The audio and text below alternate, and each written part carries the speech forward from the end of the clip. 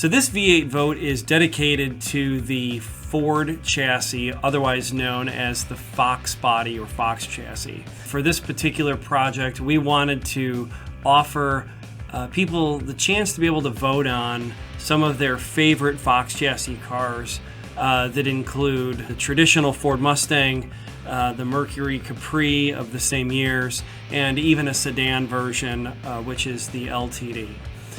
So if you go online and you are looking at the V8Vote, you'll select one of the 4 options that we've made available. We also have the 4 Eyes Mustang, which was the year that the Mustang offered 4 headlights.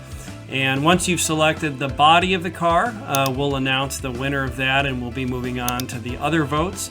In our traditional manner, like we've done with V8Vote, we'll be offering votes on the rear suspension, the front suspension, the engine, the transmission, the color of the car, and so forth. So it's a really exciting project. And what most people don't know about the V8Vote by ReadyChassis is that after we've had all of those votes, we go out and we prototype the car with everything that it's going to be built with. So the wheels that you've chosen, the color, paint that you've chosen.